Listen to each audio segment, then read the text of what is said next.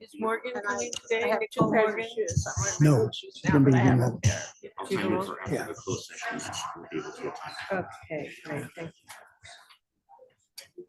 Good morning and welcome. We're gonna be about 5 minutes late starting this morning because our fellow board member is caught in traffic, but she'll be here soon. She's on her way. But yeah, good morning. It's good to see a lot of familiar faces and some new ones. So we'll get at it in about 5 more minutes.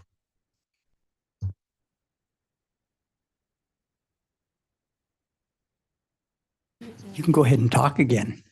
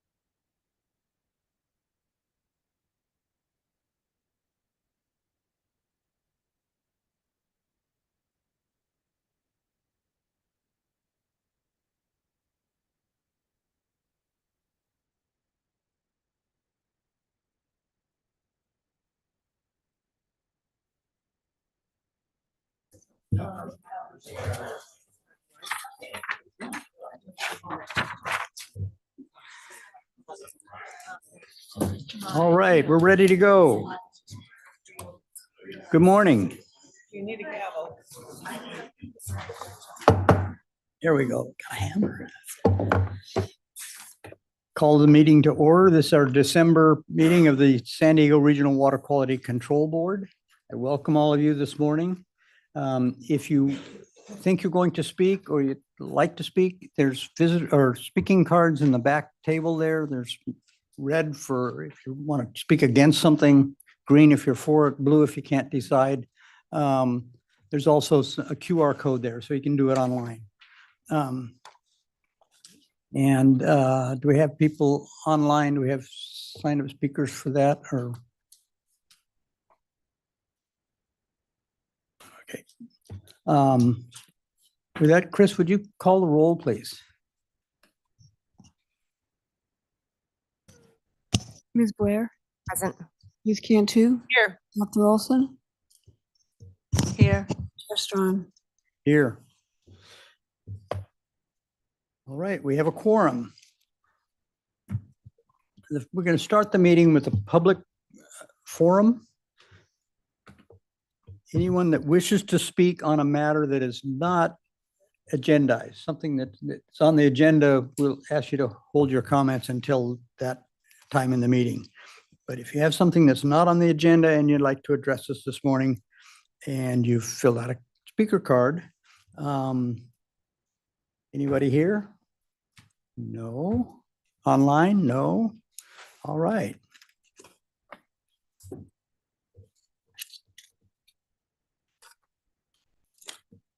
we go. First order of business is to approve the minutes from our November meeting. Are there any comments or requested changes to the minutes? I'll move approval. Betty moves to approve. Do we have a second? I'll second. Thank you. Call the roll, please. Ms. Blair, Abstain. Ms. Cantu, Aye. Dr. Olson, Aye. Chair Strawn. Aye. Next, we move on to our board members and state board liaison reports. Do we have Nicole online with us yet this morning?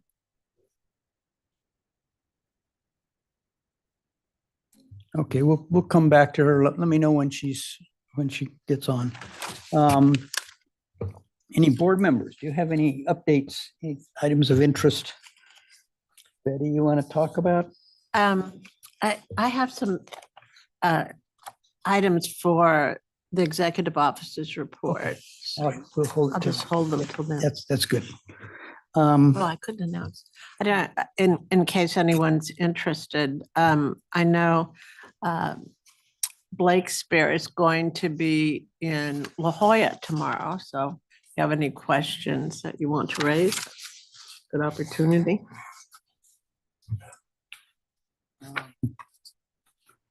And I guess we're right up to the executive officer's report. David, you want to? Good morning, Chair Strawn and members of the board. Are there any questions on this month's written executive officer's report? Dr. Olson, please.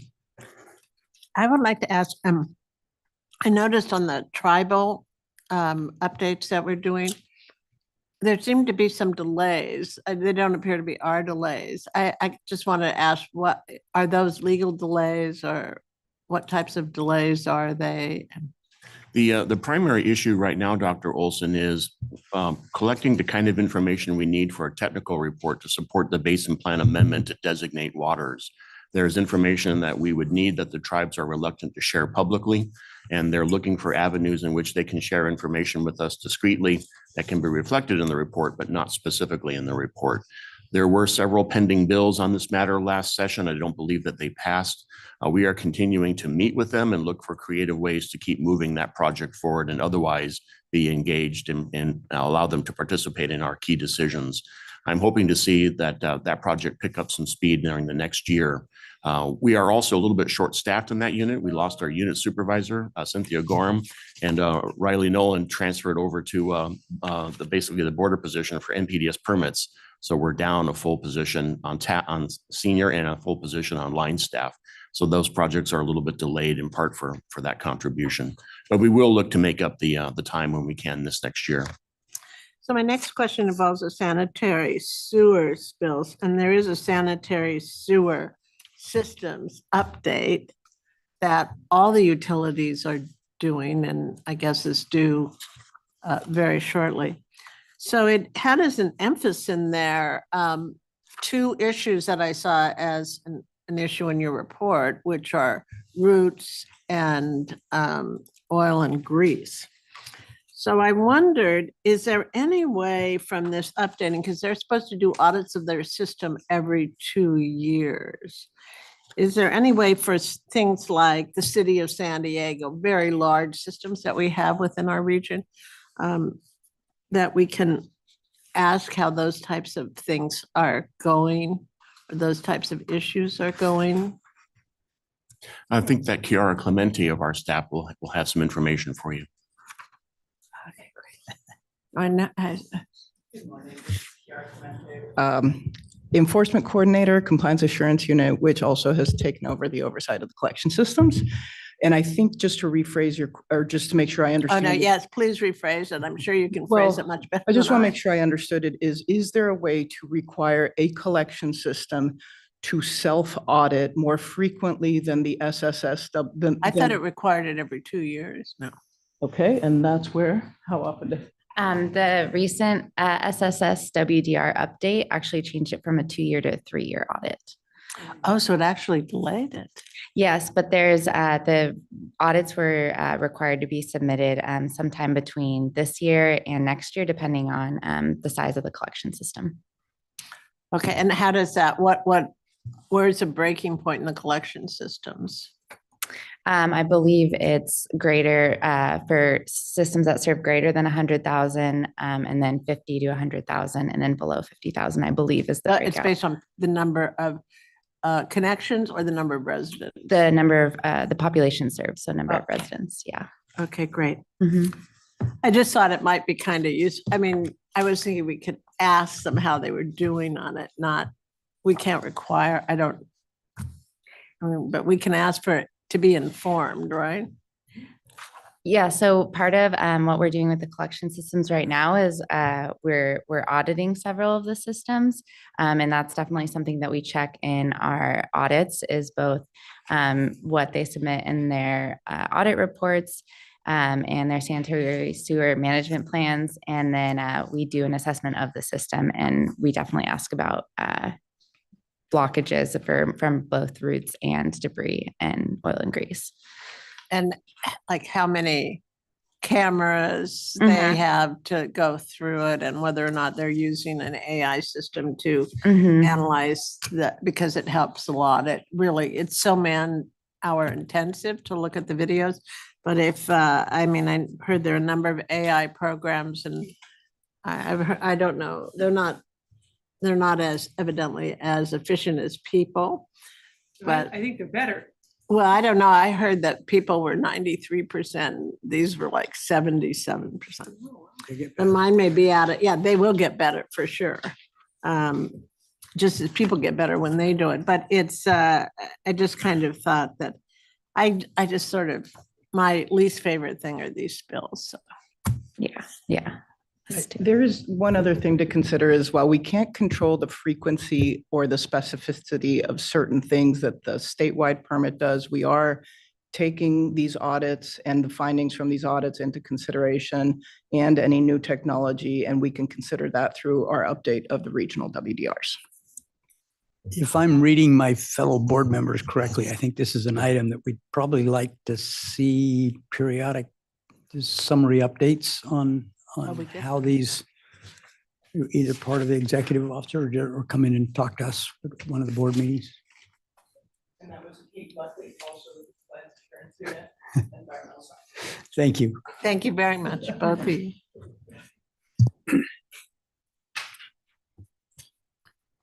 Are there any other questions on the written report? I have a couple of verbal addenda to it.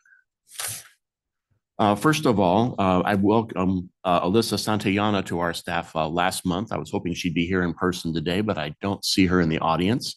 She's probably doing an inspection, I hope. But we were also unfortunately have to acknowledge that today is our last meeting with our Assistant Executive Officer, Kelly Dorsey, who has filled in this role for 20 years and put about 28 years in at the state in outstanding work and capacity. Among other sites, closing the Mission Valley Terminals site with the assistance of many staff on our team, we were able to complete that, and she's able to get us through the pandemic, starting off practically on day one of that, as well as her new position. So I'd like to ask the board and the public to join me in thanking Kelly for her contribution for so many good years.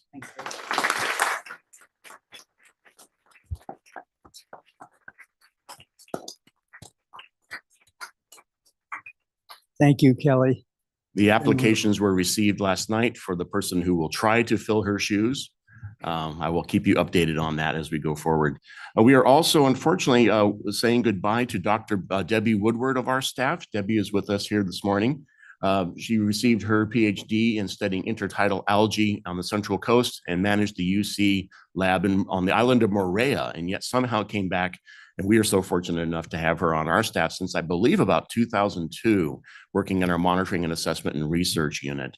So she's been a bright spot in our office, and we're going to miss her very much. And so thank you very much, Debbie, for your work. I'm going to step in here, Debbie.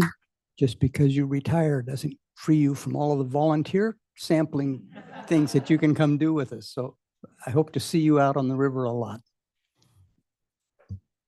I was also able to attend as your representative last week at the Southern California Wetlands Recovery Project meeting, Board of Directors.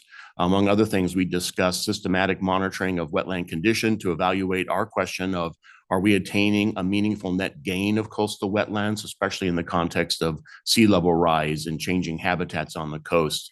We talked about several options, including a data portal that will require all of our 401 certification permittees to upload their project information to, and doing regional monitoring. We're offering to do that on 3 sites with the funding that I requested from the state board on the sediment quality objectives for the Tijuana estuary. Tijuana North and Tijuana South and Las Penasquitas Lagoon, which are in my proposal, are on the Sentinel watch list. So we'll be able to do those 3 for a 5-year period with those samplings, once they're approved, that is. I also attended as your representative at the Southern California Coastal Water Research Project, where I am vice chair on the Board of Commissioners. We discussed a number of issues there, not the least of which was the use of artificial intelligence on fish identification and trawls to try to replace damaging and destructive trawl fishing to identify fish, but also looking at the Romsbeck model, the nutrient cycle in the Southern California Bight, and how we will be moving forward to address those key questions. I work on the management committee for that. And so we're meeting with representatives from Los Angeles SAN, OC SAN, and SCWRP to evaluate the science of the Romsbeck model and eutrophication. Unfortunately, this last year was one of the largest years of marine mammal die-offs due to domainic acid resulting from the harmful algal blooms offshore, which affected not just sea lions, but also now seals as well. So it's a key issue that the state board is interested in addressing in the ocean plan, but with the proper science and the proper guardrails to ensure that we're able to attain the conditions at a cost that does not become prohibitive. Fortunately, CASA just released a study which shows that the 4 largest wastewater treatment plants are undergoing upgrades during coming years that will reduce nitrogen to the Bight by 42%. So that's a significant decrease in nitrogen, which causes the harmful algal blooms. And we'll be doing modeling runs with Romsbeck to evaluate those reductions, which are already budgeted and planned for, as well as other scenarios to see what is the best outcome for state board to plan around. So I'll have updates for you during the coming year on that as well. Unless there's any other questions on the executive officer's report. Yes, Dr. Olson. Wondered about the Bight, I guess that there was a sealed death around Oceanside or La Jolla. Is there any influence from the Tijuana River in terms of those nutrients? And I know in the summer, the current runs north along the coast. Yes, Dr. Olson, we certainly consider that, and SCWRP considered the nutrients. You know, unfortunately, that sewage was previously discharged on the beach at Punta Bandera, so it's reaching the ocean by more than one pathway now. But yes, they did in fact include that in their modeling analyses. Mm-hmm. So that nitrogen is accounted for both the treated and untreated wastewater sources in the Tijuana watershed. Is it significant? It's a significant percentage, but commensurate with the amounts coming from the South Bay Water Reclamation Plant and Point Loma collectively. Okay, thank you very much. I will also move on to item number 3 now, the border update for you if you'd like. Unfortunately, of course, the beaches remain closed, especially after the most recent storms. We've had a total of 1,460 closed days. We had a brief 24-hour period where the beaches were open, so it broke up the consecutive record from 2021. But unfortunately, it was quickly reclosed. I did some math and I looked back at the closures going back to 2010, and I found that the beaches in Borderfield State Park and Imperial Beach were closed 10.2 out of the last 15 years. So 10 of the last 15 years, the beaches have been closed. Although it's been a consistent issue for the last several years, it has been persistent for previous years than that. The daily flows in the river right now are about 38 to 41 million gallons per day. PB Sila, the discharge location in Tijuana, is currently shut down, both because of high flows, but also to protect Pump Station 1 in Mexico, while IBWC is bypassing Junction Box 1 with a bypass. To protect the pump station from flooding, they're reducing the flows by not operating PB Sila. We are hoping to see that work on JB1 done in the next month and that they can turn PB Sila back on again for the remainder of the year, except on the days when it's raining. The beaches all closed from Borderfield State Park to Silver Strand, but they have reopened in Coronado, showing that there is some die-off. And the predictive modeling, the pathogen modeling, which was one of our priorities for funding continuation of, shows the effects, especially this week, of the flows in the Tijuana River. There's a lot of slop over into San Diego Bay that really becomes visually evident from that modeling. I check that every day. The air quality has been poor. It has been consistently approaching 30 parts per billion every night in Imperial Beach, not quite exceeding it.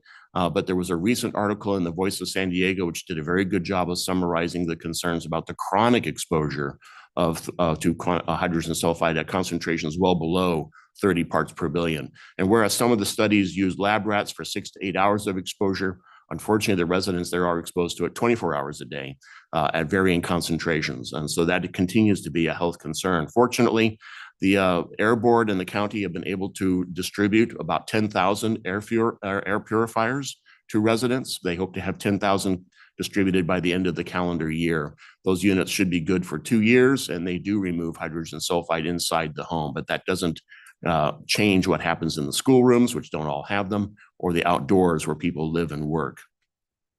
The International Treatment Plant is currently treating 21 million gallons per day.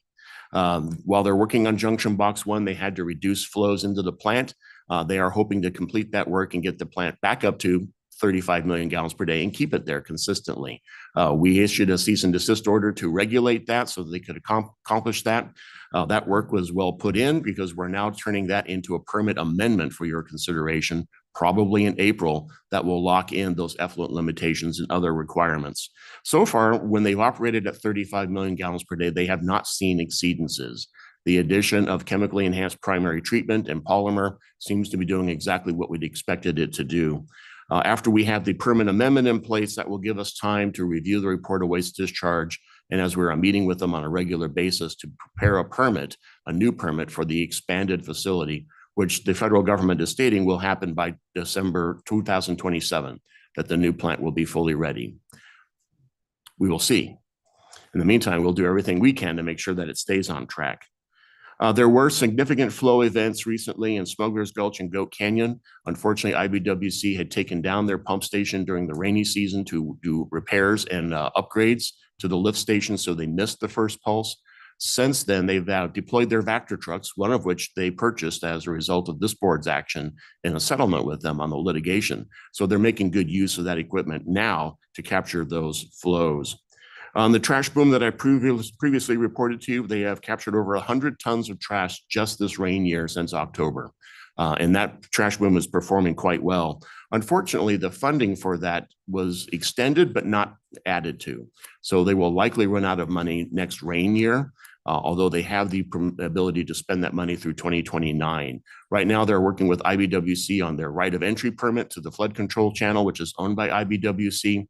IBWC does not object to extending the term of the project, but they are looking at whether or not they need to do additional NEPA analysis. It was authorized as an emergency basis 2 years ago. And so having been installed for a year, they now need to evaluate whether they need to do NEPA on that to continue the project. I'll keep reporting to you on that as well. Then finally, I met with the County of San Diego on Saturn Avenue. They're looking at a feasibility study, and they've identified 5 options to try to address that hot spot, which is essentially a 15-foot waterfall that cascades and aerosolizes the water and spreads hydrogen sulfide to the community. Hydrogen sulfide is pervasive throughout the valley, but it's particularly bad there at that location. When they are able to present that to the Board of Supervisors, I'll include an update and perhaps invite them to attend a board meeting to give you an update as well on the 5 options that they're looking at. They range from temporary pipes to convey the flows down the cascade rather than over the top of it to a bridge. They're looking at all options as well as rerouting the river to other channels. Hopefully we'll have more information on that. And then finally, my request of $1.4 million to the cleanup and abatement account that I mentioned a few moments ago is still pending before State Board. And I will ask Chair Esquivel tomorrow when I'm attending the Select Committee, Environmental Quality and Assembly Committee on Toxic Substances subject on Tijuana River, if they can agendize that for consideration in the new year so that we can get started on that, hopefully this next 2 years. So that concludes my report, unless there are any questions. One, and I may have missed this, and I should have brought it up earlier, but back on your general report, CLRPA, they're still monitoring in the Bay? Are we finding a lot of new outbreaks, or does it seem to be under control? It appears to be under control. They're continuing to check and double check areas where they've previously spotted it and conducting surveys to make sure they haven't missed even 1-2 millimeter section of the CLRPA. I don't think we can yet say that we're finished with that. So I think we will probably need at least through this summer to continue surveys to make sure we haven't missed some of it, especially since it got into the open water of the Bay. Thank you. So we'll move on to our first information item. This item is expected to take about half an hour. Come on up, Julia. I'll ask David to make a formal introduction here, but I just want to say one of the pleasures of being on this board is I've had the opportunity to act as our advisor on Julia's board, which is the San Diego River Conservancy, which is another state board. And Julia's been I've been on the board since before you were the executive officer, but since you've been the executive officer, you've made significant improvements. You've been a real catalyst to the kinds of things that board, I think, was designed to do, particularly since it's been expanded to cover more than just the San Diego River. So you now get to join us in concerns about Tijuana and Sweetwater and those others. So I'm anxious to hear what you have to say. And with that, David, you want to make the introduction? Thank you, Chair Strawn. We're very happy to have Julia Richards here today, the Executive Director of the San Diego River Conservancy, established by statute. Our board is represented on her board of directors in an ex officio non-voting capacity. So one of the action items you could take today informally would be to identify a new representative or delegate to me the option to attend on your behalf until the new year, when perhaps we have additional board members who are available to attend those meetings. The coordination between the River Conservancy and the regional board has been very, very critical over the last several years on a number of key issues, not the least of which included the river investigation order that we ordered some years ago on fecal sources, managing exotic invasives, acquiring properties for additional park space, there are fire control, and also tribal issues. We've been able to consult with San Diego River Conservancy on some key questions. And so we look forward to continuing our collaboration in years ahead. I would also be remiss if I didn't mention that there was $175,000 that were made available through the River Conservancy by the legislature, which we dedicated to a Tijuana River Watershed Action Plan, which is currently being finalized by Craftwater for the International Boundary and Water Commission for Minute 320. That would simply not have happened without Julia's opportunity to work with us. And so we appreciate that engagement. So with that, we'll turn it over to Julia Richards for an update for us. Thank you, Executive Officer Dave and Board Member Gary Strawn. Sorry, I'm a little nervous today. The coffee hasn't hit yet. Thank you so much for inviting my organization to present. I'm here on behalf of the San Diego River Conservancy, which is a non-regulatory agency housed within the Natural Resources Agency under the state of California. I'll give you a brief overview of who we are and what we do, and then give you an update on Prop 4 wildfire projects and where we are so far with that funding. The San Diego River Conservancy was created to preserve, restore, and enhance the San Diego River watershed. A little information, like David mentioned, we were created in 2002, about 23 years ago. We currently have 17 governing board members and 3 staff members. So as you see me in front of you today, I am 1/3 of my agency's staff. We do a lot with a little, but we're very efficient in what we do. We run we run different grant programs that benefit rivers in this area. Our jurisdiction is the San Diego River watershed, but we assist neighboring watersheds like the Otay, Sweetwater, and Tijuana rivers. We are based on the San Diego River Conservancy Act. I mentioned our mission, and we use our strategic plan, our 5-year strategic plan, to guide our decision-making. All actions under our conservancy is approved by our board members. The Conservancy has had a grant program funded by bond funds such as Proposition 1, the water bond, Proposition 4, that's the climate bond, and Proposition 68, well known as the park bond. We will provide more information on Prop 4 later. Program 1, conserve land within the San Diego River watershed. The Conservancy has been instrumental in conserving over 500 acres of land in our 23 years. As you see from these pictures, a lot of them are within the upper watershed or middle. So the bottom picture is Temescal Creek. We partnered with the San Diego River Park Foundation to conserve 75 acres. El Monte Valley is 37 acres in Lakeside by El Capitan Reservoir. We partnered with the city of San Diego to conserve that land, and we provided some of our Section 6 funding to the city of Santee to help conserve the Walker Preserve. Are there any questions on that, board members?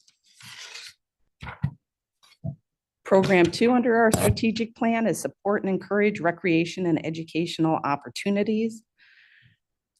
The San Diego River Conservancy works with its partners to complete a 52-mile regional trail from the mountains to the ocean. Oops, I'm not good on multitasking, sorry. As you see from these pictures, this is different versions of the San Diego River Trail at the Walker Preserve in Santee and at the County of San Diego by the Flume Trail. We average about a half an acre to an acre a year, and we have many more miles to go. We work with local governments and provide funding for capital improvement or local assistance to build these trails out, and then the local jurisdiction takes over maintenance and operation of the river trail. Next slide, Program 3, preserve and restore natural resources. This initiative supports statewide goals such as 30 by 30 plan to protect biodiversity and nature-based solution.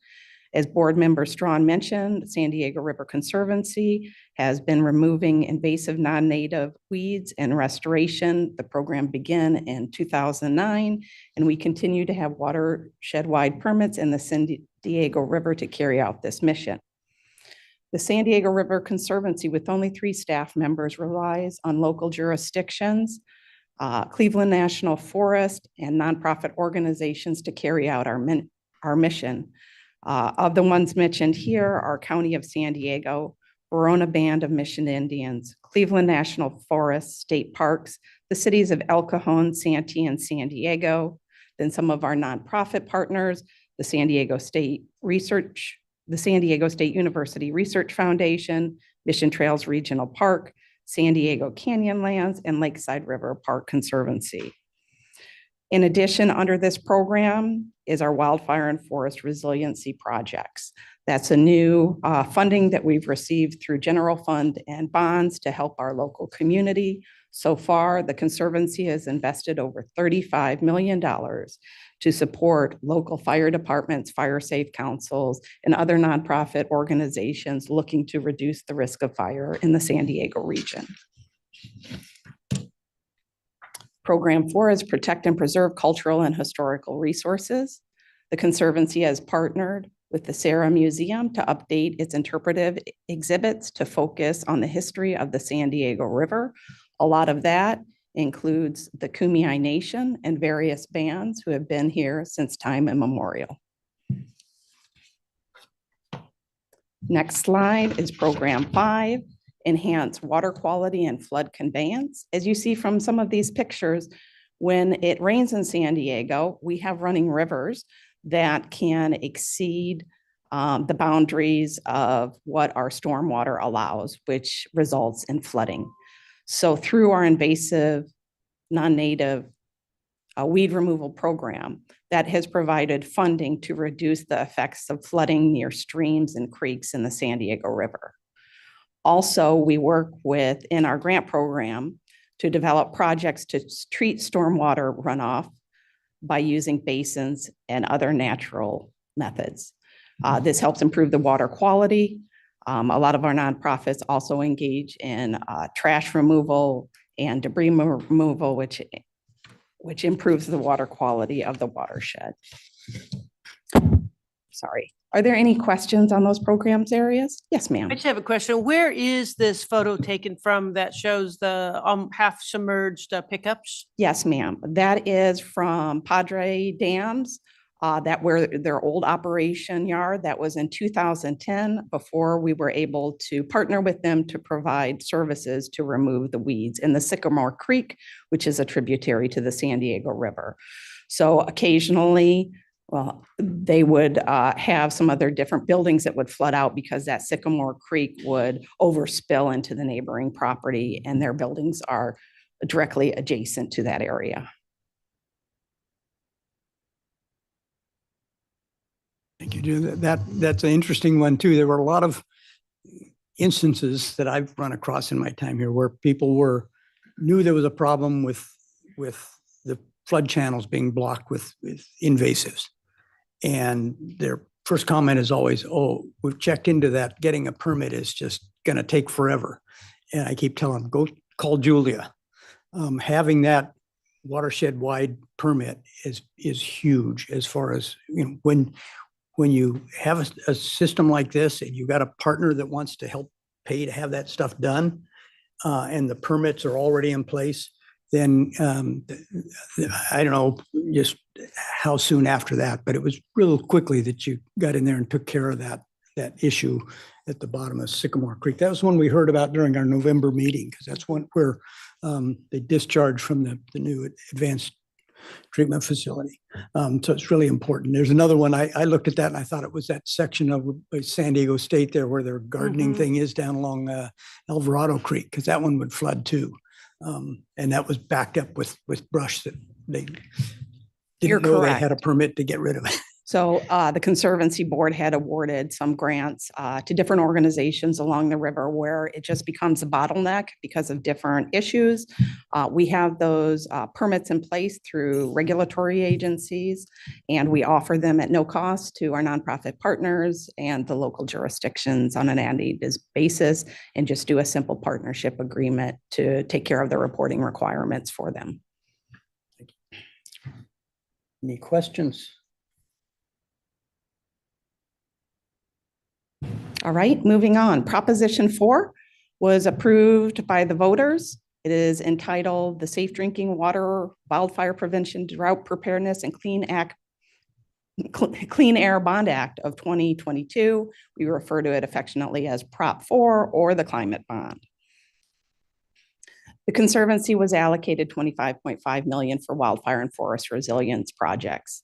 We began the outreach immediately after this was approved to reach out to Native American tribes in the area, local nonprofits, national nonprofits, and government associations to develop guidelines for this. The bond requirement under Proposition 4 is to provide 40% of funding for disadvantaged communities and vulnerable populations. As we go on to discuss the proposed projects under wildfire, if the board approves the items that we recommend, more than 50% of the funding will benefit these types of communities. We also encourage applicants not to just submit a proposal that has one benefit, but multiple benefits across the different program areas and sectors to provide a more robust and meaningful project. Eligible entities under this program are tribal governments, local, state, and federal governments, and nonprofit organizations. Again, mentioning the allocation was $25.5 million, so approximately $23 million is available for projects. For the first round, we have made $8 million available. Future funding will be approximately $5 million every other year until the funds expires. So that will allow us to have funding for a grant program for the next 6 years, which in light of today's situation, I think is needed to ensure that the local community will have that support moving forward. Here are the proposed projects. As I mentioned, going through round one, there are 2 or 3 tribal organizations mentioned on here, severely disadvantaged communities, Fire Safe Council. And most of the projects, as you look around here, are either for equipment for fire engines or bays to house these fire engines or hazardous fuel reduction. All of these are Governor Newsom administration priorities through the wildfire to make sure we can reduce the risk and intensity of fires in the San Diego region. I'm very proud to work with these organizations to create some more community defensible space. After what we've seen with the LA fires and the Montezuma fire and things here, these fires can pop up very quickly and spread. So the onus is upon us to make sure we can support these organizations to take some of these mitigated risk down a notch or so. Are there any questions? As you see from here, the board has approved 3 projects. Then we have 4 more coming in our January meeting and 3 more in March. Again, with a staff of 3, that's our capacity to roll things out. We wish it was faster, but we are limited by the resources we have. I'm happy to answer any questions. Yeah, so we know in the Pacific forested area and our wildlands in California, they regenerate quicker than other places. So we have very quick regeneration. So what's the plan to, once you're able to do this thinning, to keep it up so it lasts more than 18 months or 24 months, which is the kind of regeneration cycle? Right, that's a great question. So different ones of these, let's pick out the National Forest Foundation through the Cleveland National Forest. We're actually providing funding for a round of follow-up work on existing fire breaks. So some of these are not like a standalone project. It provides funding for these planning mechanisms that are in place to make sure that it's properly maintained. Other of these are taken under the fire protection districts, the fire departments in the areas. So some of them have funding to keep it going. If not, again, they can come back to our grant program and ask for that help in future years. So we also take the time for anyone who applies to us to reach back out to them and introduce them to the vast grant programs within the state of California. Because although we're given some money down here at our level, bigger agencies out of Sacramento have more money, and we try to line them up with multiple sources of possible funding. But I agree with you. In the next couple of years, the financial situation will be challenging, but we look to support our partners, not just for one-time funding, but moving forward to ensure these investments are secured to help protect the people and the property of people in the state of California. If I can comment on that too, a lot of this has been for equipment, and local fire departments can go to their tax base for fire trucks to take care of the city, but to have an off-road truck or tankers or things to go out in the wilderness basically and fight the fires, they needed that help, and that's what Julie and her staff have prioritized, is getting that kind of off-road equipment to get out and fight the fires before they get into the housing areas. So, yeah. And Gary's right. How do we know what the community needs? We don't. We have to ask those questions and rely on them to give us that information. So there's been some really innovative projects that have come past our way, besides the fire engine, and then the 4x4 fire engines where the tires are almost as tall as I am to get in those wildland areas, or the WUI. One of the other projects was from the San Diego County Fire Protection District. Water is an issue out in the rural areas. So they have these portable water tanks. Think of a Walmart pool that's 6 foot tall and can hold several thousand gallons of water. They can go in a remote area, pop that open, have a water tank there, empty the water reserve into this portable tank, and the helicopters can drop down and access that water without having to fly to the nearest reservoir. So the county asked for and were approved for one of those. They have 3 existing, so now they have 4 that they can deploy in the county of San Diego. Another innovative request that we hadn't seen before was for a remote control masticator.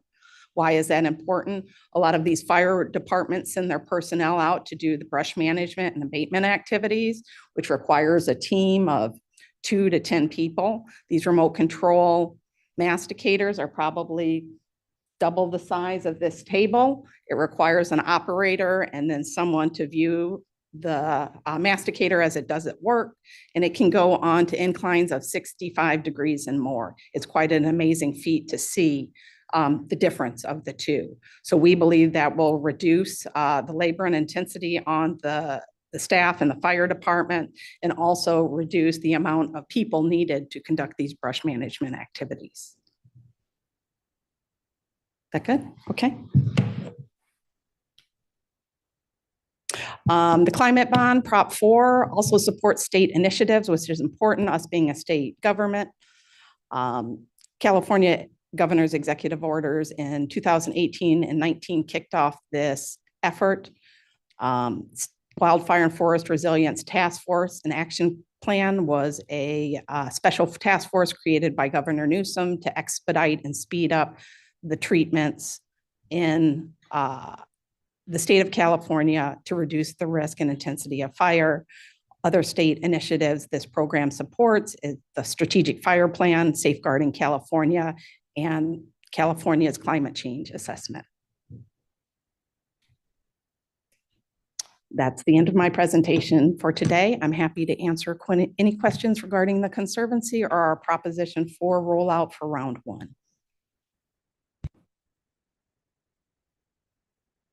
Thank you, Julia. I just add one thing for my board members. It has been a pleasure of mine to serve on her board. As I back out of these duties, I would strongly suggest my fellow board members consider perhaps getting into that. Dave's planning to work to have some staff support for that, which we've not had in the past. So you wouldn't necessarily be going alone. You meet every other month down at the county office building down on Pacific Highway. So Yes, you're but- correct. We have approximately 5 or 6 meetings a year, probably requires time of 4 hours a month. That's including attending the meeting. The Conservancy staff provides all the board books and interacts as much as the board members would like to with us.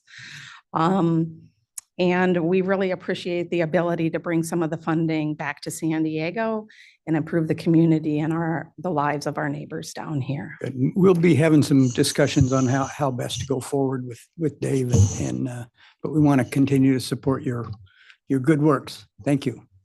I have a question. Are there term limits for limiting participation? No, ma'am. So Gary, there's no term limits. Just wanted to make that point. Thank you. Mhm. I have a quick question just in terms of supporting your organization. Can you give us a quick snapshot of where your revenue sources are for funding your organization? Yes, ma'am. Our operating budget is from the Environmental License Place Fund. It's not general fund, but it's tied into it. And all of our project money is provided by the different propositions or general obligation bonds that are sold by the state of California. Thank you.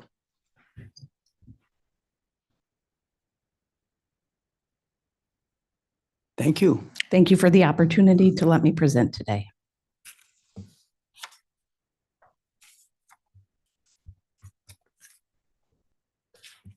Moving on. Our action item this morning is to consider tentative order R9-2025-0178, Amendment 1 to the second revised cease and desist order with the United States Marine Corps Las Pulgas landfill. Before we go into this, Mr. Swornwin, would you do we need to offer the oath to anybody that's? We need to read an oath to the parties. Okay, So the parties can come up and the chair will read an oath. You could say, do you swear the comments you're about to give are the truth? If so, say I do. Okay, I'll just do that. All right. So, yeah, go ahead and make the introduction, please.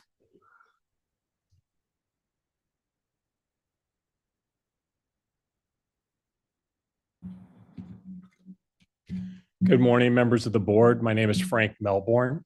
I'm a water resource control engineer in the compliance assurance unit. And today I'm here to introduce item number 5. Before you for consideration is tentative order number R9 2025-0178, amendment number 1 to the second revised cease and desist order number R9 2024-0008, United States Marine Corps Las Pulgas Landfill, United States Marine Corps Base Camp Pendleton, San Diego County. San Diego Water Board staff recommends adopting the tentative order. If adopted, the order will extend completion deadlines for 2 work plans at the Las Pulgas landfill as required under the 2024 cease and desist order. The first work plan, the Stormwater and Leachate Management Investigation Work Plan, also known as the IWP, will have its completion deadline changed from September 27th, 2025 to October 1st, 2026. The second work plan, the Liner Evaluation Work Plan, also known as the EWP, will have its deadline changed from July 28th, 2025 to also October 1st, 2026. Extending the deadlines will enable the Marine Corps to conduct investigative work, including destructive testing and physical observation of landfill construction after the 2025-2026 rainy season. Regional board staff recommend that the Marine Corps not conduct the work plan activities which would compromise liner system integrity during the wet season. Conducting this work during the dry season will minimize the risk of a pollutant discharge. Finally, the order will remove the language in the CDO that delegated the authority to amend it to the executive officer. This change ensures that any future amendments to the CDO will be made solely by the board. At this time, I will step aside and invite Commander Pine from the Marine Corps Base Camp Pendleton to provide the board with some background on their request to extend the deadlines.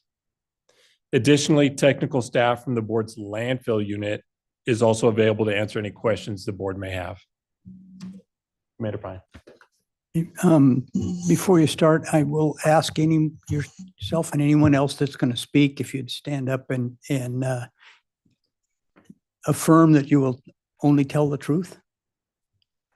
I do. I do. Thank you.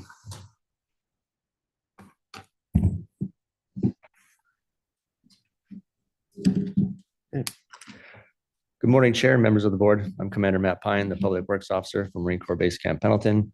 And today I'll be requesting approval for an extension to the deadlines under the cease and desist order for the Las Pulgas landfill. We are requesting for an amendment to the compliance deadline set forth in the CDO to allow for sufficient time to implement actions prescribed under the approved investigative and evaluation work plans. Our request is to extend the deadline to October 1st, 2026. This date reflects our current contracting schedule, requirements to work outside the rainy season, and coordination between 2 interrelated work plans. It's also contingent on the findings of the evaluations we plan to conduct next summer. The Las Pulgas landfill is a critical non-hazardous solid waste facility that supports the installation's mission readiness and daily operations. The landfill is comprised of a legacy phase, aligned phase 1 and phase 2, and future build-out phases are planned up to phase 7. The landfill typically handles all non-hazardous solid waste generated across Camp Pendleton from our housing areas to our training areas. The landfill has been inactive since February 2024 with the issuance of the cease and desist order. The timeline you see here reflects the progression of Las Pulgas landfill operations and compliance milestones. Starting with phase 1 in 2000 and progressing through several design reviews, liner failures, and corrective actions over the years, we have consistently worked with the San Diego Water Board to address concerns. The 2024 cease and desist order was issued due to a series of unforeseen issues, which resulted in multiple notice of violations between 2021 and 2023. The CDO halted operations in order to investigate system failures that led to these NOVs. Currently, a 40 mil thick HDPE winterization liner covers the entire phase 1 liner area to preserve the integrity of the existing liner, ensuring it remains intact for investigation and analysis as part of compliance with the cease and desist order. The CDO requires additional investigation and corrective measures on stormwater and leachate management systems and the current phase 1 liner. Sections 36 and 37 of that order directed us to develop and implement 2 work plans for implementation. The investigative work plan investigates the stormwater and leachate management, and the evaluation work plan evaluates the current liner system. Outcome of these investigations will set the path for corrective action and compliance response. The IWP focuses on the surface systems, stormwater and leachate management to ensure the site can handle major storm events without discharge. The outcome is to provide engineering verification that stormwater and leachate controls meet the CDO requirements and support safe resumption of landfill operations. The EWP focuses on subsurface containment system, evaluating the integrity of the liners that protect the groundwater.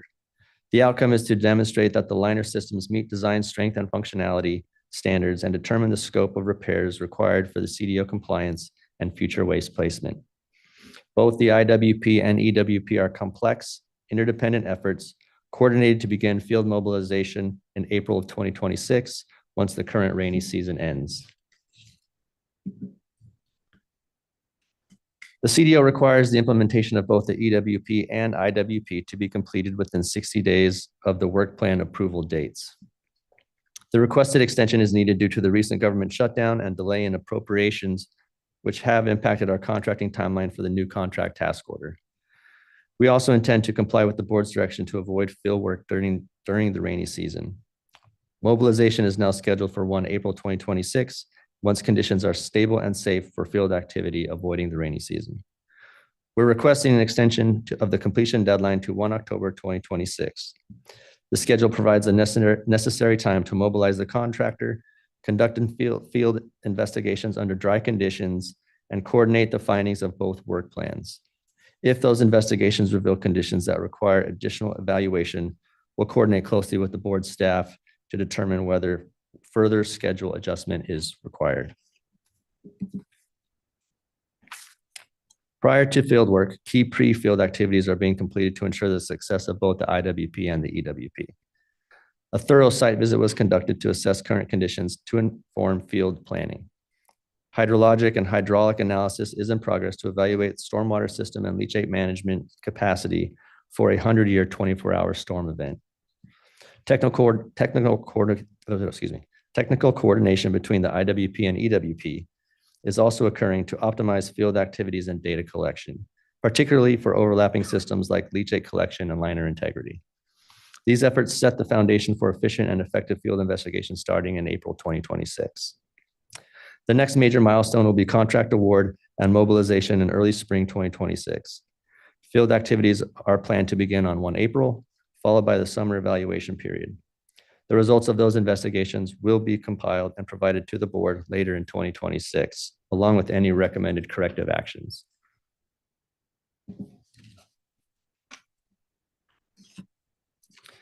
An approved extension will allow us to perform the work thoroughly and safely in full compliance with the CDO and avoidance of the rainy season. It also gives us the flexibility to integrate results across both work plans and coordinate effectively with your staff. Most importantly, ensures Camp Pendleton continues to meet environmental compliance obligations while maintaining mission readiness. In closing, Camp Pendleton respectfully requests that the regional board approve an extension of the deadlines for the investigative and evaluation work plans to October 2026. The schedule reflects the realities of contracting, seasonal access, and interagency coordination while ensuring that the work is done safely, completely, and in accordance with your directives. Thank you for the opportunity to brief. I'm now happy to answer any questions that you may have.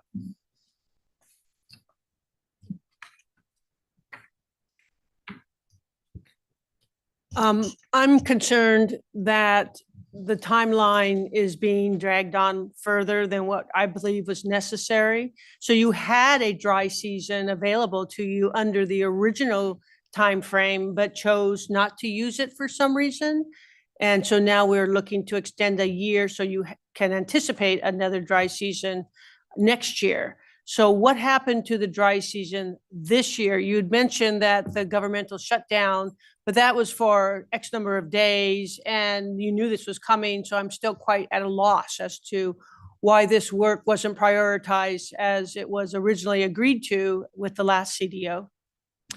Yes, ma'am. So we could not move forward until we had an approved IWP and EWP, which we got in June and July respectively of 2025. So we're already well into the dry season. As these emergencies arise, these are out of cycle requests and funding is not available with our standard years. So we have to go up and ask for funding from headquarters, like headquarters Marine Corps and MCICOM headquarters, because it's not on the current plan for this year. So we plan 2 to 3 years out for funding. So all these out of cycles takes time, but the delay in getting the IEP and the EWP approved. And then additionally, we are not contracting, unfortunately, we are not contracting officials for our work. We rely on another agency to do all of our contracting because we do not have contracting authority. So NAVFAC Southwest does all of our contracting. And if you're coming to them in late in the fiscal year, they're already tapped out and don't have capacity to take on new work. And we did not have money to provide them.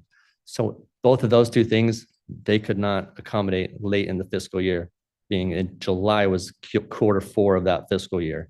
So we have now since are fairly confident that we will get funding this year. The NAVFAC did accept our project, so they have started working it, and they would have started it on October 1st. However, the government shut down for 45 days-ish, just kind of delayed that further. So they are actively working it while we are reaching up to our chain of command to get the funding needed to do this out of cycle work. So I want to make sure I understand the timeline. This CDO, all of this was started in motion. And actually, I think this is the third landfill issue that I personally have been involved in. And they play out exactly the same every single time, it seems to me. Last 25 years, same thing. But it was a 2024 CDO. And so you didn't receive the IEP and the IWP until July of this year. So I'm a little bit, I don't understand that time lag. Correct. So let me pull up the timeline. 22. That's right. 2022. So the CDO we got in April of 2020, February of 24, right? So 60 days after that would have been April. And we submitted version 1 in September of 24, and then comments received in October. So already missing the dry season. Correct. Yeah, we had to hire another AE firm to come out and do analysis to see what the work plan would be. Yes. So when you hire these firms, in order to help us understand your issues, how long does it take to do that? I mean, this is not your first extension. I don't. So how long does it take to contract? Yeah, in other words, you say we had to go out to another firm and that delayed it. So although the request came in April, you were not able to complete it until September, which is. Right. So contracting unfortunately takes a long time. And so you're talking 3 to 6 months to get a contract in place. And then the contractor needs time to do their work, evaluations and whatnot, provide us a recommendation. Then we put that in a report, submit it to the board or to whoever reviewed that, to the board for review in September. And then from there, we had several back and forth iterations with the board until it was finally approved. So how do you envision you could work with us to be able to better fulfill these timelines? I mean, in other words, you knew when we started this in 2022 that funding would be needed. I mean, you can't do anything without funding. I mean, we're not coming into you. And what I read was once the liner was damaged and a second time, the clay layer was damaged. So it takes money to repair those or replace the liners. Liners are pretty expensive, as I understand it. So tell us, how we can better work with you so we don't have this number of delays and I think, time. Because we're on year 3 and you're asking for year 4 since the first NOV came in. right. So I think under the first ones in 2022, that was an active construction contract. Is that correct? Yeah. So we were trying to work with the contractor to fix these NOVs and address them within the contract. We have canceled that contract based on the recent. Because cease it and didn't des- occur. Because they were not, yeah. They didn't respond. All right. All right. But So we terminated that you contract. talked to us when you terminated the contract, and what was the what was the staff's reaction? Or In did you 2022. cancel the contract and go for? I mean, I know that it's been updated a number of times. The I mean, IW, you have to imagine as a citizen looking at security issues, it's concerning. yeah, We have security issues that you have to be able to respond to. And if you have trouble responding to these types of issues, just is concerning generally. understood. And yes, it is. And I wish I could change the contracting timeline for federal government and funding. It's well above my pay grade to do so. To answer your So question, you're helpless? I mean, understanding federal timelines. I don't know what was presented back in 2022 and the original dates of 60 days. If I were here during that time and you told me that we needed to have a response back in 60 days, I would have told you that it's not possible. so what is possible? We are confident that we could have something awarded this spring, and then we can get you something by October 1st to right. address this. So All right, so This this is is. number one on cer- Camp this Pendleton's is- Now priority. you're committing to us. This is a certainty now, not a prelude to another extension. to be honest, nothing is certain. I mean, if I go up Nothing and is and they don't say, we don't have money this year, but we'll give it to you next year, then I'm going to be back here asking for another extension. Well, you have neighbors whose groundwater could be affected and probably is affected. I'm one of those neighbors. And so I've been following this for not this particular discrete case, but landfill leakages historically. And this is not the first time or the second time. And I'm thinking, I didn't go back and actually count, but just intuitively, I'm thinking the third time historically. So we've got to learn to get this done better. We ought to be able to anticipate that liners leak. No brain surgery required to understand that they leak. And to not have the ability to be responsible for what you're leaking into the aquifers is, just not acceptable. We don't allow that.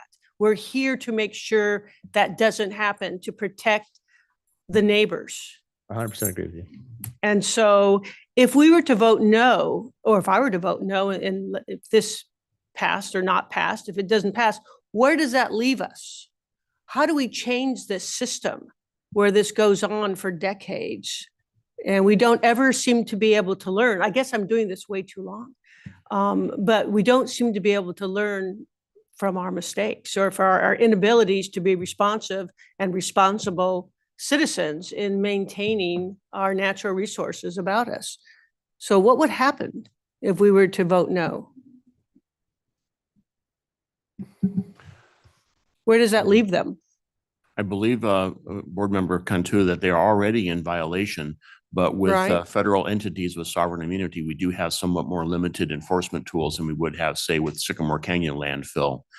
So as frustrating as it is, I think we also need to acknowledge some of the realities of contracting at the federal government is challenging, even as challenging as the state, and continue to work with them to get the liner right, rather than to have more delays and more excuses. But I'm afraid I don't have a more definitive answer for you, other than we would probably want to consult in our legal counsel for options other than amending the CDO. I was a Fed for a long time, and I dealt with contracting for a long time, and I understand how frustrating, but I also understood that I made it happen when I absolutely had to make it happen. And we were never operating in a vacuum. We always knew what had happened in the past and what could happen in the future. So we had a level of readiness, something that I would attribute to the Marines as something that's part of your legacy is readiness more than any other federal agency around. And this is part of readiness, to be able to protect, not just in a military situation, but protect your neighbors from pollutant situations for groundwater we rely on. So, you know, I need to hold you to that standard. Absolutely, ma'am. And we hold ourselves to that standard, which is why we're trying to do it right, correct it, invest more money in the future out years for these liner systems, so that we don't continue to have these same issues over and over again. Do you imagine how hollow that sounds to me, having heard this same issue over I- and over again? Yes, ma'am. Understood. Celeste, if I could add to Executive Officer's Gibson's comment. So we could issue a TSO for penalties for violation of the CDO. And also CDOs have to be adopted by 4 affirmative votes.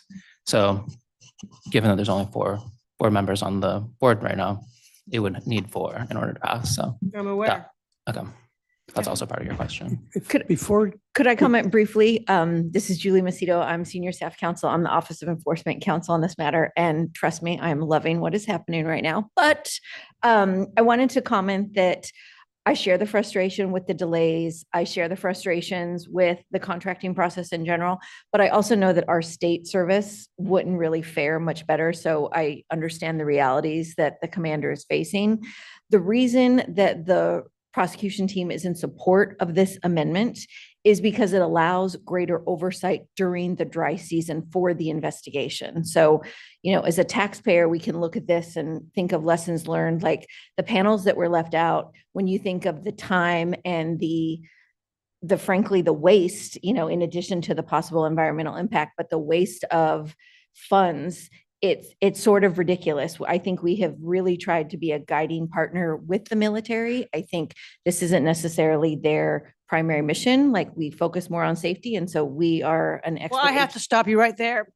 It's easy to say this is not their primary mission, but I learned from the Marines when they came to tell me that while imposing the same regulatory standards that we impose to every other entity in this state of California, that we were somehow undermining their primary mission, that their primary mission was predicated on the necessity of delaying environmental protection and being able to execute the ability to pollute their neighbors. And that is just wrong. And that is unacceptable to me. So their primary mission is clear. We all understand that we are their neighbors. We support their activities. We are the victims of their practice, of their fires, and now their water pollution. We support them nevertheless, but they need to be the same level of responsibility that we require of every other person in this state. I absolutely share your frustration, and I think your objective. I also know that without divulging any confidential discussions, the prosecution team has considered referral to the AG for penalties or a TSO with stipulated penalties based on the delay. We're as frustrated by you, but we want any investigation and work plan and ultimately, hopefully, approval by the landfill unit to be conducted during the dry season and then implemented in the time that it would pose the least environmental harm. So while we're sort of stuck with the delays of the contracting process, we're also willing to give a slight extension to be able to have this investigated thoroughly and dealt with completely, as opposed to sort of a Band-Aid approach where we say, well, do what you can and we'll sign off on it. That has never been the approach. The landfill unit wrote many NOVs and it led to the CDO. And like Executive Officer said, they are in violation, but we don't really want penalties. We want the action. We want the landfill to be fixed and address the issues. And that is what the purpose of the CDO was. It's what the purpose of the extension is, with our oversight and then your blessing. And I absolutely believe if he is here next year telling you that something couldn't get done, that they couldn't get funding, that we will be talking about penalties and escalating action. Dr. Olson. I wanted to ask one question, and that is, if you're doing the investigation in the dry season, you finish your investigation, there are other actions that will need to be taken. How are they going to be completed by the fall of next year? Because won't we almost be in the same situation again? We had a lot of discussion about this with your predecessor. In terms of the investigation involves some destructive testing. So it involves a peel back of the liner and an investigation. We want that to happen during the dry season, and we want that full period. So when Commander Pine is talking about, oh, we got something in July, we want to be ready on the 1st of April and we want to be wrapped up in October. So we are willing to work with the military next summer to make sure that both can happen during the dry season, or that we are providing every recommendation related to best management practices if it's not quite done by October, but that's the goal. So we're setting ourselves up for the full dry season next year. Okay, so what I understand is next year, there's going to be, all this is going to be done. Fingers crossed. Okay. And we won't have a problem because we do want to see it corrected. And the fact that you're supportive says you believe that. You have no other option, is what she believes. Yes, that's right.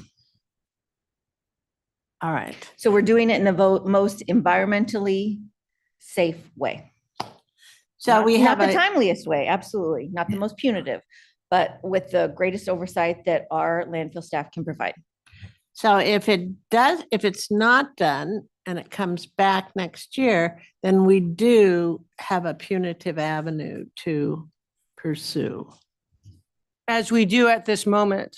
You'll have to realize, and I'm very happy to put you on the spot, you're new to us. However, in next year, there'll be somebody else standing there. And that has always been the case. Nobody comes back twice. People move on. And so it's always a moving target. So it's hard to teach people how important this is to your neighbors, because you do move on. But the fact is, we're resourced at about 50%, 60% of what we need. And so the amount of staff time that we've had to put in to hold your hand, and you're the military, you're the Marines, but we've had to hold your hand to try to coach you to do the right thing, is, we're willing to do that. And we unfortunately have to do that with small, struggling communities that are incredibly under-resourced, small water districts that do not have anywhere near the staff and professionalism to be able to do their jobs. But we expect that when we're working with the military, that we ought to be able to rely on your professional responses to understand what the reality is and what your responsibilities are. Understood completely. I will be here next year. Can I just got it. step in here? I spent 22 years in the Navy, so I know what you're dealing with. I've been a contracting officer, at least a contracting officer's technical advisor, right? COTAR. I understand what you're going through, but it's not that different from anybody else. They're only going to respond. You're only going to get the funding. You're only going to get the contract written if somebody's scared. Okay. The term FUBAR comes to mind here, but the only way you're going to break that chain is to let everybody you're dealing with know how irate this board is about having been led on this far. With that said, I would like you to answer specifically to me what steps are going on right now to make sure that you have a contract in place come April. Because in contracting terms, April is tomorrow, right? Right. Yes, sir. So the NAVFAC is working the RFP right now, and I am in process through my chain of command to get the additional funding. So we are pursuing both avenues at the same time. Should we call the commander of NAVFAC in here and read him the same riot act you've been read this morning? Or I think I can relay the message. I mean, I knew his predecessor, but I don't know the current guy, but I'll get to know him if I need to. I know them pretty well. I just came from NAVFAC Southwest as one of the operations officers. And then the second part of that is, given that you had a contract in place well before April, what assurances, how confident are you that they're going to be able to put shovels in the ground and start sealing the, the barriers and all that come the 1st of April. And if there's storms after that, whenever they can get on, and not wait till the end of September to say, oops, we've only got 30 days left to do it. I'm very confident if we actually get something in place early spring, they can hit the ground April 1st with shovels in the ground to start doing their evaluations. And what would the actual time frame to do this work without anything going wrong? I'd have to get back with you with that information. I'm not sure the period of performance of the contract right now. Because allowing for all the things that probably will go wrong, I'd like that answer to be like 30 days, something that they can really give you some reason to be optimistic that, all right. Other comments or questions? I don't know how I'm going to vote. Do we need to take a little break here before we call for a vote? Just to think about it. And the other question I had was, is Nicole online or no? Okay. Is there a problem with taking a short break? No, Chair Strawn, I think that a short biological integrity break would be in order. Thank you. We'll be back here at 10:30.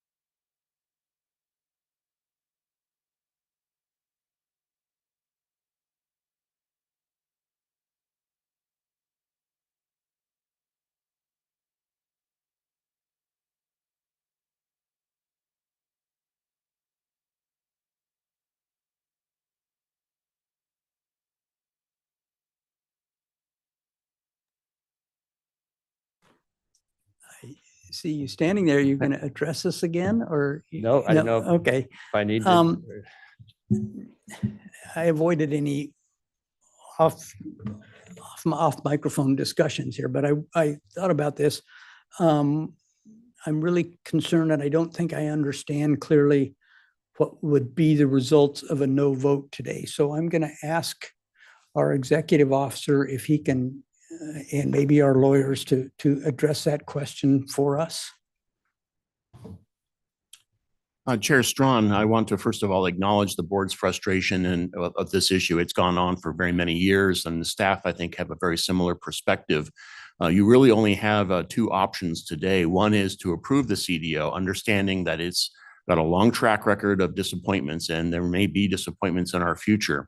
You also have the option to dismiss the CDO and ask that it be brought back later, perhaps with a 13308 California Water Code time schedule order. But this would likely still lead to delays and may very well cost us the opportunity to get the work done next summer.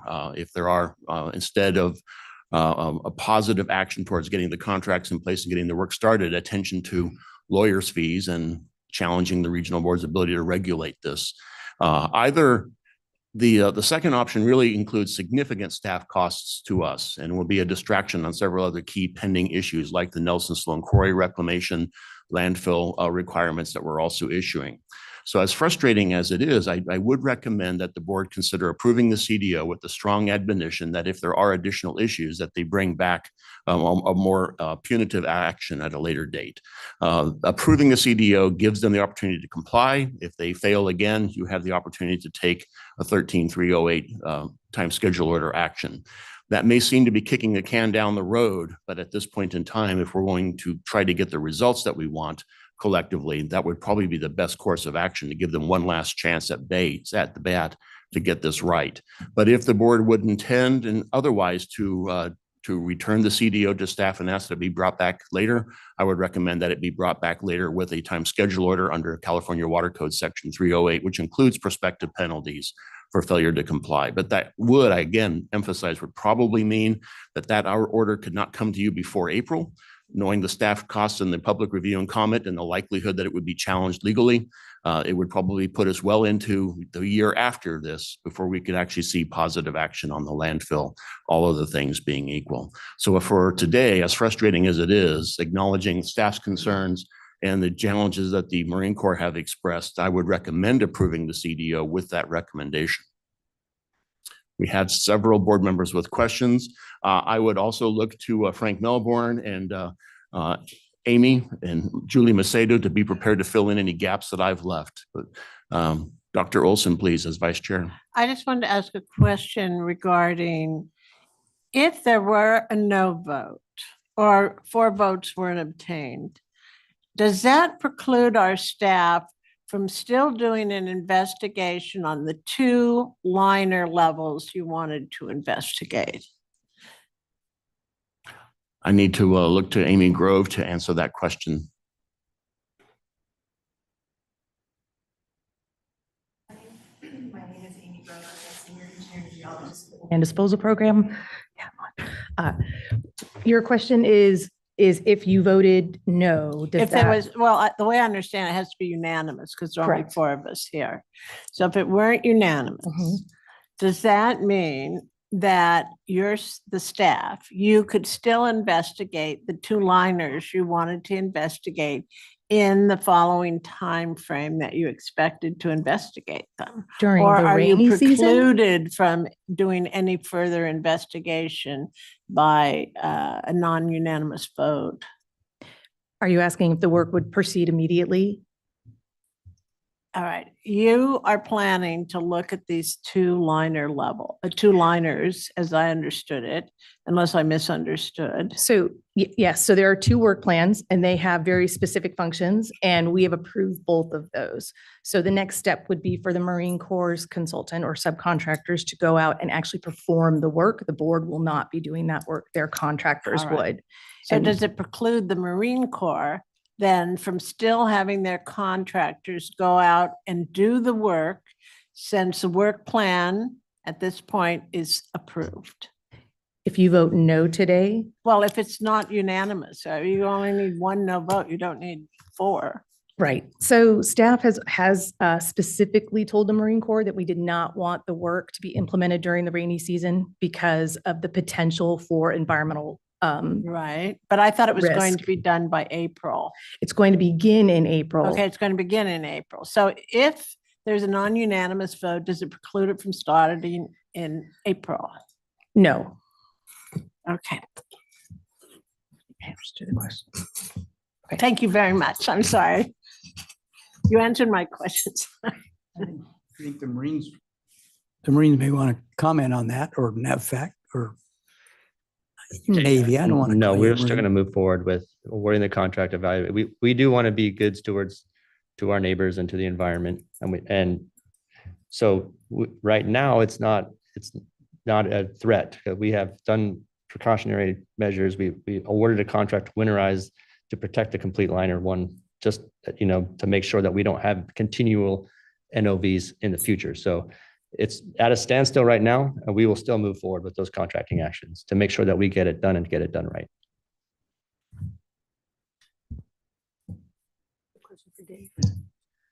Mr. Gibson, my question is, given the difficulty in actually protecting the environment in this regard, I default to protecting our staff resources so they can continue doing their jobs with other entities. What is the most efficient use of our staff? Is it going to be this has been a tremendous staff burden because we've had to double work and triple work everything that we've already done. So this has already been a tremendous waster of our staff time. So moving forward in trying to protect our staff time, because we all know how much work that is needed to be done, if we were not to pass this today, would that be a tremendous drain on staff time? So, Board Member Cantu, that's a very good question. Allow me to clarify my recommendation from earlier. There is another option in There is this. another option, and that's exactly what I'm thinking. And the other option is that taking the Marine Corps in good faith, that they'll continue to endeavor to get the contracts in place and get the work in place. The board does not approve the cease and desist order, and they remain in enforcement jeopardy. But then prove us all wrong and get the job done without an amendment to the order. If indeed things then delay further, that gives us the opportunity for staff to take further action. The easiest way to reserve staff time, and that unit is very under strength, is either to approve the CDO and trust yet one more time that it will get done right, or to withhold approval of the CDO and trust that all of the things being equal, the Marine Corps can be taken at its word and will get the job done, even though it's in violation of the current cease and desist order. So my recommendation would be either to approve it and give them one more chance, or if you wish to not approve it, do not direct staff at this time to prepare a time schedule order, but give them the opportunity to bring one if indeed it's necessary. I call for the vote. I have one more question, Dave. If we're looking forward, not to be skeptical, but our next step was a TSO, what's the time frame? Like, would we have to, let's say, let me rephrase. Let's say we approved and the extension was till October. Would we have to wait until October to start that process? Or what is the time frame in which staff would have to prepare? I'm trying to be as time efficient as possible. If you approve the CDO, you resolve the compliance issue that would justify a time schedule order. So they would have to be out of compliance with that amended CDO before we could bring a time schedule order. To bring a time schedule order would take a minimum of 2 to 3 months, given public noticing and the likelihood of challenge in that would require a significant amount of our landfill units' time. So those are the options that I've identified earlier. Is we can either approve the CDO and trust that this time it'll get right, or withhold the approval of the CDO, trust that the Marine Corps will get it right, and obviate the necessity of taking it any further. But that would give us the ability to turn to a time schedule order then, if necessary. And if it wasn't approved, then we could start that process without having to wait till the October 1st. That is correct. Okay, thank you. I understand we're called to order, but I see some consternation with our lawyer back here. Do you want to comment on that last?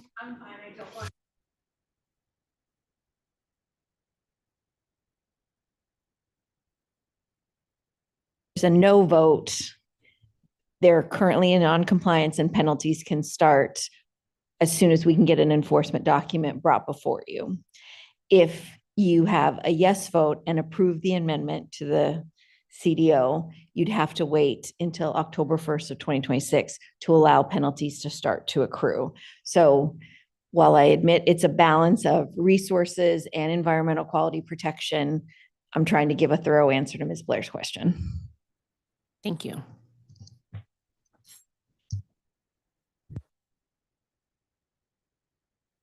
But, all right, now I'm confused. Okay, but it is possible not to approve it and for the work to still go on with the hope that they do approve it.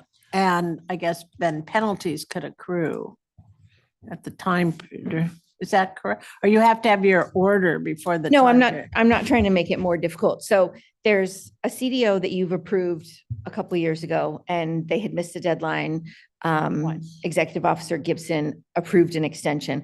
Where we are now is that they are not in compliant with the implementation of the work plans. And so in negotiation with the cleanup team, we have worked together for a schedule that allows them to acknowledge their contracting difficulties, but also conduct the work at the most environmentally safe time, which is the dry season of next year. If you vote no to this extension, the prior deadlines in the CDO control. So the military absolutely can, as it should, do it as expedient as possible with the direction that we've said, don't do it in the rainy season. So they can give us a heads up and April 1st, mobilize equipment and proceed, and then keep us updated. If we don't hear from them after today's hearing between now and April 1st, we don't hear from them on May 1st, we can prepare enforcement documents, but they absolutely can proceed. They are under a CDO. The issue before you is the time element of the CDO and the schedule. Right now we are in favor of granting an extension, which would result in no penalties until that extension is violated. So that's October. Of 2026. Right. Whereas if they kept working, then when the work was completed, we would have the ability to decide to have penalties or to drop all or not to have penalties. You could. I think we stand before you saying we want the work. If they do the work, we probably wouldn't give penalties. We are threatening penalties because the work hasn't happened. And the penalties, I'm just, because it's an important decision. I want to make sure you have all the options. So go ahead. The penalties then could accrue from the time that the board, whatever the board's decision is today. If it's unanimously yes, there are no penalties would accrue until October. But if it's other than unanimous, then the penalties could accrue from the date of the CDO 1st. And any violation for failure to meet an internal deadline. Today, you're just deciding whether to extend deadlines or not. If you don't extend deadlines, they remain in violation of them and we can bring enforcement before you for consideration. Okay, great. I understand now. Thank you so much. Okay, Chris, would you call the roll, please? Chair Strawn, could I ask for clarification on the motion in the second? Did we have a motion in a second? Oh, no, that's right. We just called the vote. We didn't. Ms. Cantu did call for a vote, but that was the only. Yeah, okay, so I guess I should just read the motion. The vote will be to approve tentative order R9-2025-0178, Amendment 1 to the second revised cease and desist order, which is 2024-0008. That's the Marine Corps Las Pulgas landfill.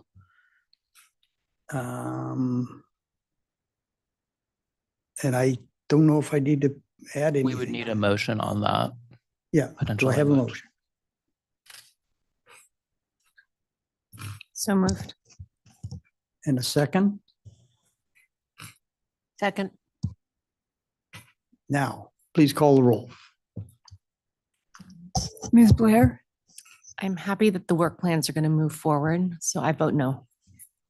Ms. Cantu, No, Dr. Olson, No, Chair Strong. I'm going to vote yes with a lot of reservation. My only reason for saying yes is that I believe, knowing the Navy and the Marine Corps, that our best chance to really get this done next summer is to vote yes. But I hope you'll go ahead and do it next summer anyway.